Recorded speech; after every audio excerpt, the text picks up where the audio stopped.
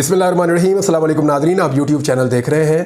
मैं इमरान खान हूँ। जो एक बहुत इम्पॉर्टेंट ख़बर है वो तो बांग्लादेश से है और उसने पूरे खित्ते को हिलाकर रख दिया है। यानी पहले श्रीलंका, फिर बांग्लादेश। श्रीलंका के हुक्मरान पहले भागे, फिर बांग्लादेश की वज़ीर-ए-आज़म भाग गई और दोनों मुल्कों के अंदर अवामी इनकलाब आया। दोनों मुल्कों की जो सूरत हाल है वो पाकिस्तान से, यानी श्रीलंका की तो बहुत बुरी हो गई थी, लेकिन वो छोटा सा मुल्क है, लेकिन उनकी बहुत सारी चीज़ें पाकिस्तान से बेहतर थीं। पाकिस्तान के अंदर तो बहुत सारी चीज़ें बहुत बुरी हैं।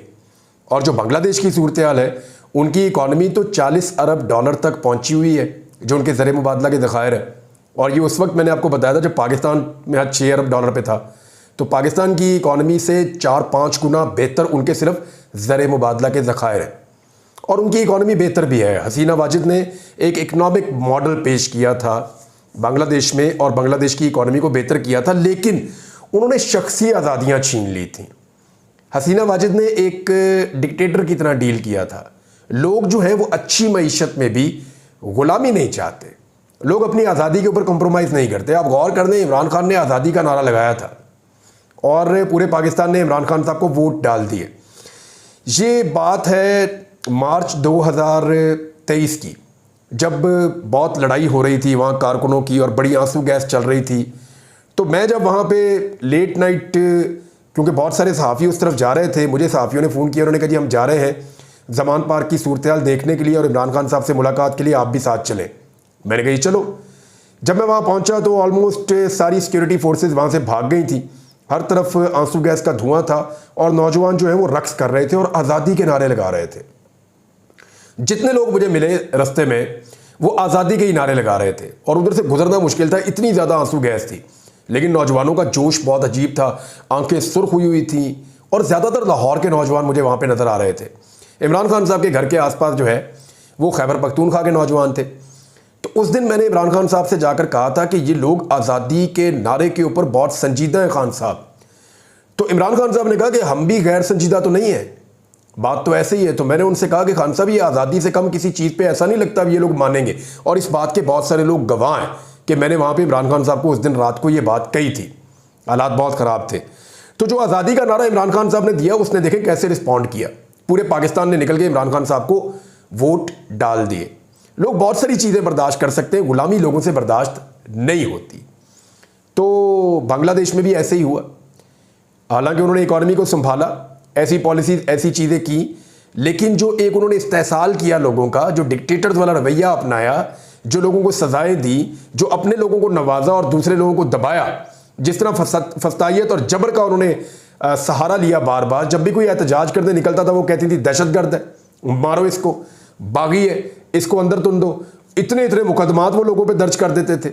यही मॉडल, इससे मिलती जुलती चीज़ें हम पाकिस्तान में भी होते हुए देखते हैं कि एक एक बंदे पे 2-2 दर्जन मुकदमात हो जाते हैं। आज हमाद अतर थे जलसे में, उनके ऊपर 53 मुकदमात हैं। बल्कि जितने लोग भी स्टेज पे खड़े हुए थे ना, सबके ऊपर 2-2, 3-3, 4-4 दर्जन मुकदमात तो नॉर्मल है सबके ऊपर। इवन जो मीडिया वाले स्टेज के ऊपर लोग खड़े हुए थे, जिनमें एक मैं भी था, तो 3 दर्जन मुकदमे तो मेरे ऊपर है। तो ये रियासत ने ये किया है पाकिस्तान में। अब बांग्लादेश में लोगों ने उसके ऊपर रिस्पॉन्ड किया और सिचुएशन ये थी कि 3 घंटे पहले वहाँ पे उनकी वज़ीर-ए-आज़म मौजूद थी। खाना गर्म था, जो दोपहर का पका हुआ था, जिसको उन्होंने खाना था, वो पका हुआ खाना उनको छोड़ के रिज़ाइन करके भागना पड़ा अपने मुल्क से। वो इंडिया में गई हैं तो अजीत डवल ने उनको जो है वहाँ पे रिसीव किया है और उन्हें सिक्योरिटी की यकीन दहानी करवाई है। दूसरी जानिब उनका बेटा कह रहा है जी मेरी माँ जो है वो बड़ी दिल बर्दाश्ता हो गई है, वो आइंदा सियासत में नहीं आएगी। देखिए, उनका बड़ा काबिल एहतराम आदमी था शेख मुजीबुर रहमान, और बांग्लादेशी जो है वो शेख मुजीबुर रहमान से बहुत प्यार करते हैं। वो ये कहते हैं कि शेख मुजीबुर रहमान की वजह से हमें आज़ादी मिली है और शेख मुजीबुर रहमान के पास वो अक्सरियत आई थी जिसके बाद ये हालात ख़राब हो गए थे। तो वो ये कहते हैं कि शेख मुजीबुर रहमान उनके लिए एक फ्रीडम फाइटर है, या उनके लिए ऐसे है जैसे हमारे लिए हम कायद-ए-आज़म मोहम्मद अली जिन्ना को कहते हैं कि बानी है पाकिस्तान। तो वो उसको अपने मुल्क का बानी समझते हैं। लेकिन शेख मुजीबुर रहमान की बेटी ने जो कुछ किया, जो फस्तायत, जबर और जुल्म किया, उसके नतीजे में लोगों ने शेख मुजीबुर रहमान के पुतले वहाँ पर तोड़े हैं, उनके मुजस्मों को गिराया और उनको जूतों से मारा। ये वहाँ पे क्यों हुआ, ये तकलीफ दे तो होगा बहुत सारे बांग्लादेशी भाइयों के लिए, लेकिन ये हुआ सिर्फ इसलिए नहीं है कि लोगों को शेख मुजीबुर रहमान से नफरत है। ये इसलिए हुआ है कि उनकी बेटी ने ऐसे कारनामे किए जिनकी वजह से लोग शेख मुजीबुर रहमान से भी नाराज हो गए कि क्या औलाद आप छोड़ के गए हमारे ऊपर, और चौथी मरतबा वो जबरदस्ती वज़ीर आज़म बनी है। और बांग्लादेश मॉडल को पाकिस्तान में लोग कहते थे फॉलो किया जाएगा, सहाफ़ी उसके ऊपर आर्टिकल्स लिखते थे कि ना बांग्लादेश मॉडल लेकर आएंगे, एस्टेब्लिशमेंट जैसे बांग्लादेश में एक हुकूमत बनाती है ऐसे यहाँ पे भी एक हुकूमत बनाई जाएगी, और जब यहाँ पे एक हुकूमत बन जाएगी तो फिर वो हुकूमत मईशत के लिए काम करेगी और पाकिस्तान में इस्तेहकाम आ जाएगा। भाई माशी इस्तेहकाम से कभी भी सियासी इस्तेहकाम या सोसाइटी के अंदर इस्तेहकाम नहीं आता। हाँ, जो सियासी इस्तेहकाम है उसके साथ माशी इस्तेहकाम आ सकता है। बहुत बहुत अमीर मुल्क है जहाँ पे सियासी इस्तेहकाम बाज़ औक़ात नहीं होता, हालांकि उनके पास पैसे बहुत सारे होते हैं। तो खाना जो है वो लोगों ने आकर खाया बाद में।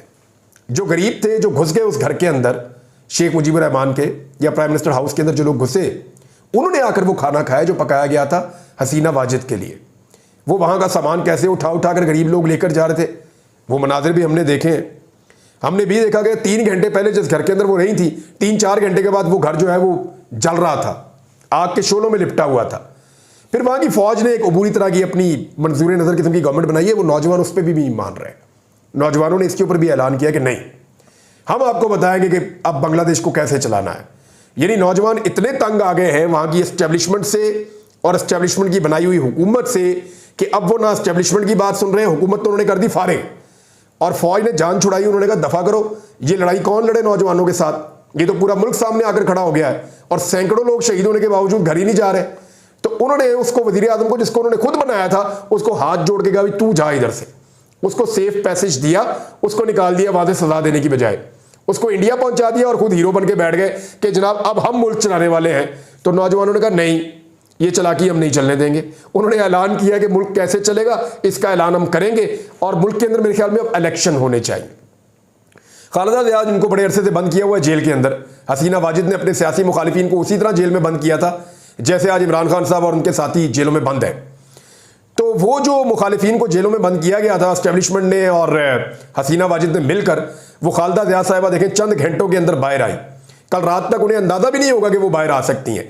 ना उनका इस तहरीक से कुछ लेना ना देना, ना उनका इससे कुछ ताल्लुक। अचानक चंद तलबा खड़े होते हैं, अपना हक मांगते हैं कॉलेज में, उसके ऊपर जो है प्रोटेस्ट के ऊपर तशद्दुद हो जाता है, बाकी निकल आते हैं। वो बढ़ते बढ़ते इतना बढ़ जाता है कि पूरा बांग्लादेश सड़कों पे आ जाता है, लोगों की हलाकतें हो जाती हैं। लोग कहते हैं जी अब हमें बदला चाहिए, इसका बंदे पकड़ो, गिरफ्तार करो, उनसे इस्तीफे लो। फिर वो वज़ीर आज़म का इस्तीफा मांगते हैं और लेकर छोड़ा उन्होंने। तो ये है जी बांग्लादेश की सूरत हाल। इसको आपको मैं मजीद बताता रहूँगा, लेकिन मैंने स्वाबी में क्या देखा, क्योंकि मैं स्पेशली गया था, ये जलसा बहुत इंपॉर्टेंट था, मैं आपको 2-3 दिन से बता रहा था, क्योंकि ये जलसा फैसला करता कि पाकिस्तान तहरीक इंसाफ का फ्यूचर क्या होगा और ये जो हुकूमत है ये कितना अरसा और चलेगी। अगर तो ये जलसा एक मोमेंटम वाला जलसा बनता और बहुत बड़ी तादाद में लोग अंगेज होकर आते तो फिर इसका इम्पैक्ट ये है। अब मैं आपको बताता हूँ मैंने क्या देखा।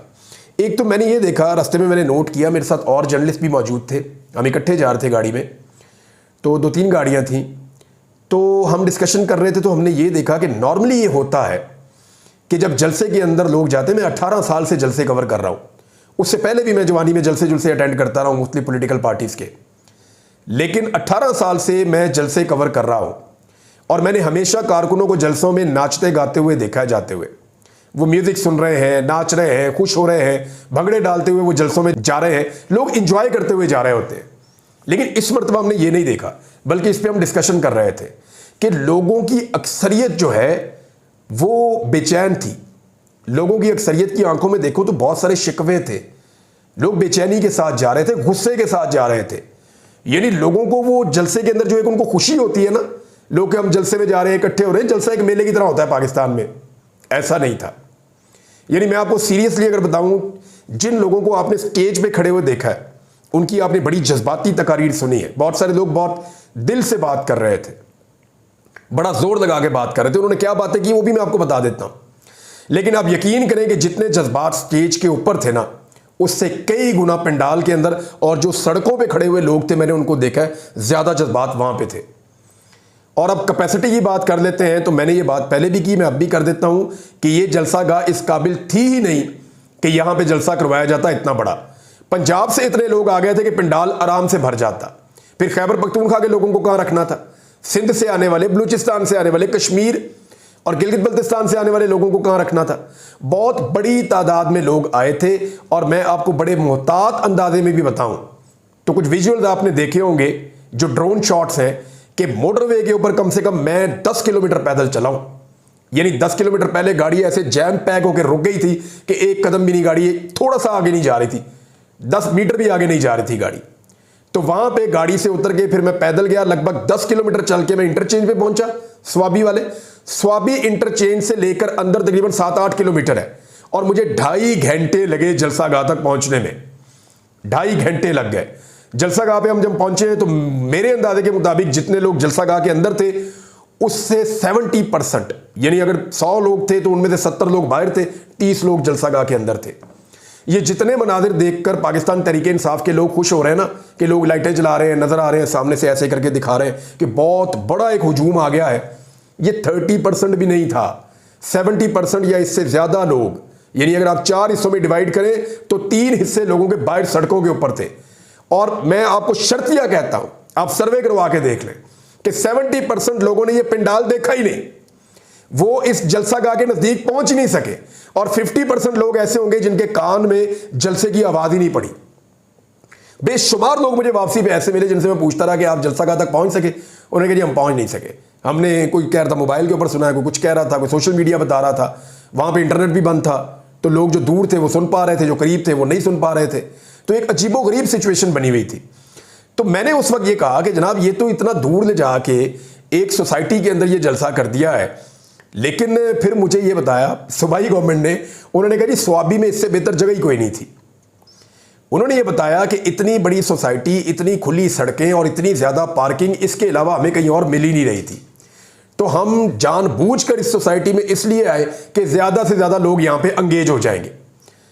अब लोग इतनी बड़ी तादाद में आ गए। और एक चीज मैं आपको और बताना चाहूंगा कि जो अमला था ना, आप उसको ज़िले हुकूमत कह सकते हैं या पुलिस कह सकते हैं, उन्होंने बिल्कुल कोऑपरेट नहीं किया। क्योंकि मैं पैदल चल के गया तो मैंने देख लिया, लोग इतनी बड़ी तादाद में थे कि सारे लोग हाथ पे हाथ रख के बैठ गए थे। कोई ट्रैफिक पुलिस नहीं थी जो ट्रैफिक को खोलती, वहां पे कोई दीगर पुलिस नहीं थी जो उनकी मदद करती या लोगों को रास्ता बताती, कोई सिक्योरिटी का इंतजाम नहीं था, कुछ भी नहीं था। सारा का सारा सिस्टम ही कोलैप्स हो गया था। शायद लोगों की बहुत ज्यादा तादाद होने की वजह से, या हो सकता है कि पाकिस्तान तहरीक इंसाफ की इंतजामिया इतनी बड़ी तादाद में लोगों को एक्सपेक्ट ही नहीं कर रही थी शायद कि वो पहुंचेंगे। लेकिन लोगों का पहुंचना अपनी जगह पे, लोगों का जो रिएक्शन है वो अपनी जगह पे। यानी मैंने देखा है कि लोगों की आंखों में गुस्सा था। आज लोग उस तरह जलसे में नहीं आ रहे थे जिस तरह लोगों को मैंने पहले जलसे में आते हुए देखा। हर आदमी के दिमाग में एक ही सवाल था कि इमरान खान की रिहाई कब होगी, और हर आदमी अपनी पूरी उम्मीद इमरान खान से लगाकर बैठा हुआ था। और ज्यादातर लोग जो है वो बात कर रहे थे बिलों की, ज्यादातर लोग बात कर रहे थे हुकूमत की नाअहली की, ज्यादातर लोग बात कर रहे थे महंगाई की। लोग पिसे हुए हैं, बहुत परेशान हैं। और खास तौर पे हर आदमी इमरान खान की बात करता था कि वो बेगुनाह अंदर है, वो कब बाहर आएगा। यानी बेशुमार लोगों ने मेरे से ये पूछा। और हाँ, इमरान खान के बाद अगर लोगों ने मेरे से सबसे ज्यादा किसी एक बंदे के बारे में पूछा तो मुराद सईद के बारे में पूछा। हर बंदा ये जानना चाहता था, उन्हें लगता था शायद मुझे पता है। वो ये कहते मुराद सईद आएंगे जलसे में, मुराद सईद आएंगे जलसे में। तो मैंने कहा जी मुझे नहीं पता, मैं तो जा रहा हूं वहां पे, मैं जाकर देखूंगा। सब पूछ रहे थे कि मुराद सईद आएंगे जलसे में। और जितने लोग भी जलसागाह की तरफ जा रहे थे वो इस उम्मीद से जा रहे थे कि चले हमें मुराद सईद शायद देखने को या सुनने को मिल जाए। लेकिन मुराद सईद वॉज नॉट देयर। मैं वहाँ गया, मैंने मीडिया वाले जो हमारा कंटेनर था उसके ऊपर से बैठ के थोड़ी देर जलसा देखा। और उसके बाद फिर मैंने ये सोचा कि अगर ये जलसा ख़त्म हो गया तो मैं यहाँ से सारी रात भी यहाँ से नहीं वापस जा सकूँगा। तो जलसा ख़त्म होने से पहले मैं वहाँ से निकला और फिर हम काफ़ी दूर पैदल चलते रहे, फिर किसी से लिफ्ट ली, फिर पैदल चलते रहे, फिर लिफ्ट ली, और करते कराते फिर हम लोग बाहर पहुँचे। अपनी गाड़ियाँ हमें मिल नहीं रही थी, कभी किसी की गाड़ी में, कभी किसी की गाड़ी में। फिर अपनी गाड़ियाँ ढूंढ के उनके अंदर बैठ के फिर हम वापस पहुँचे। तो ये सुबह होने वाली है जब मैं ये वीडियो रिकॉर्ड कर रहा हूँ, लगभग अब फजर का वक्त है। अब ये तो जलसा हो गया जी कामयाब। और महमूद अचकज़ई साहब ने कहा कि स्वाबी में तहरीक तहफ़्फ़ुज़ आईन पाकिस्तान का पावर शो, हमने चोरों की हुकूमत का रास्ता रोकना है, ये महमूद अचकज़ई साहब ने कहा। और इन्होंने मुबारकबाद दी कारकुनों को कि आप लोग पूरी ताकत से इमरान खान साहब के साथ खड़े हैं। और इनके अलावा जो है वो एक खिताब जो है वज़ीर खैबर पख्तूनख्वा ने कहा, उन्होंने कहा जी हम आएंगे अगस्त के आखिर में या सितंबर के शुरू में इस्लामाबाद आएंगे जलसा करने के लिए। डी चौक में जलसा करूंगा, किसी का बाप नहीं रोक सकता। मैं आऊंगा और मैं जलसा करूंगा। चोरों डाकुओं से कौम को हकीकी आज़ादी हम दिलाएंगे। इमरान खान अपने मौके पर डट कर खड़ा है, आज भी डट कर खड़ा है। हम अपनी जद्दोजहद जारी रखेंगे, इन चोरों और डाकुओं से अपनी कौम को हकीकी आज़ादी दिलाएंगे। इमरान खान हमारे बच्चों के मुस्तकबिल की लड़ाई लड़ रहा है। ये तकारीर आपने सुनी होगी, ये सारी चीज़ें वहाँ पे हुई। बैरिस्टर गौहर साहब ने कहा कि इमरान खान अपने मौक़िफ़ पर डटे हुए हैं और हम चाहते हैं कि मुल्क सबके लिए, मुल्क में सबके लिए एक ही कानून हो और जल्द इमरान खान साहब आपके बीच में मौजूद होंगे, इसी तरह अगर आप डटे रहे तो। साथ उन्होंने कहा कि इमरान खान एक नजरिए का नाम है, हमारे कारकुनों और खवातीन के साथ ज्यादतियां हुई लेकिन सब डटे रहे, ये लोग इमरान खान का बयानिया नहीं मिटा सके। जलसा में कहा गया कि तुमने इमरान खान पर क्रॉस लगाया था, अवाम ने तुम सब पर क्रॉस लगा दिया है, यह भी कहा गया। उमर अयूब साहब ने कहा कि नून लीग पाकिस्तान तहरीक इंसाफ और फौज के दरमियान दरार डालना चाहती है जिसे हमने नाकाम बनाना है। उन्होंने कहा कि इस वक्त मुल्क की मईशत का जो हाल है वो मौजूदा हुकूमत की वजह से है, हम अपनी जद्दोजहद जारी रखेंगे। इस वक्त मुल्क में कोई आइन और कानून नहीं है, ये असद कैसर साहब ने कहा। ये साबिक स्पीकर हैं कौमी असम्बली के। उन्होंने कहा हम इस मुल्क को आइन और कानून के मुताबिक चलाएंगे। इस वक्त जो कुछ हो रहा है मुल्क में कोई कानून मौजूद नहीं है। बलूचिस्तान के हमारे भाई एहतजाज पर हैं लेकिन उनकी बात सुनने के बजाय गोलियां बरसाई जा रही हैं। इसके अलावा बन्नू और दीगर कबायली इलाकों में जो कुछ हो रहा है वो भी सबके सामने है। खैबर पख्तूनख्वा की हुकूमत को नाकाम बनाने के लिए हरबे इख्तियार किए जा रहे हैं और वफाक सूबे के पैसे अदा नहीं कर रहा, मगर फिर भी अली अमीन गंडापुर डटे हुए हैं और मुकाबला कर रहे हैं। इमरान खान इस्तकामत के साथ अपने मौक़िफ़ पर डटा हुआ है। ये बात की साहबजादा हामिद रजा साहब ने। साहबजादा हामिद रजा साहब और अल्लामा राजा नासिर अब्बास साहब, ये दो वो लोग हैं जिनकी पार्टी पीटीआई नहीं है, लेकिन इन्होंने पीटीआई के लोगों से बढ़ के इमरान खान साहब का साथ दिया और ये डट कर खड़े रहे हैं। यानी वफादारी की जो मिसाल कायम की जा सकती है तो वो इन लोगों ने कायम की है। हमाद अजहर साहब ने कहा कि सितंबर तक का उन्होंने टाइम दिया, सितंबर तक अगर उन्होंने इमरान खान को रिहा ना किया तो अडियाला जेल तक लॉन्ग मार्च होगा।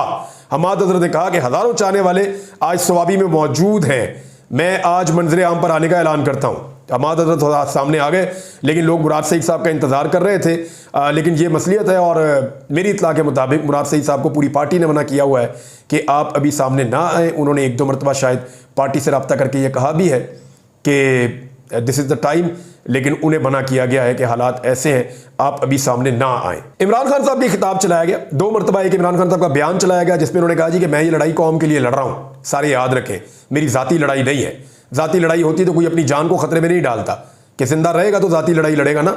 मैं अपनी जान को खतरे में सिर्फ अपने मुल्क के लिए, अपने लोगों के लिए डाल रहा हूं और ये मेरी जाती लड़ाई नहीं है, ये आपकी लड़ाई है। तो इमरान खान साहब ने सबको दावत दी थी गाड़ी में बैठते हुए, एक उनका ये क्लिप चलाया गया और एक और में इमरान खान साहब का जो कहना था कि मैं मुल्क की हकीकी आज़ादी के लिए नौजवानों से इस्लामाबाद में मिलना चाहता हूं। और ये जो जलसा था ये भी स्वाबी में हुआ था जिसमें इमरान खान साहब ने तकरीर की थी, तो उस तकरीर को चलाया गया, उस पर नौजवानों ने बड़े नारे लगाए और वो मंजर जो है वो देखने वाला था। बहरहाल अब पाकिस्तान तहरीक इंसाफ ने पहला मरहला जो है उसको अबूर कर लिया है। एक बड़ा तगड़ा जलसा करके, बहुत बड़ा अवामी शो करके सबको जो है वो घंटियां बजा दी हैं इन्होंने। लेकिन अब अगला चैलेंज ये है कि ये इस मोमेंटम को कायम कैसे रखते हैं।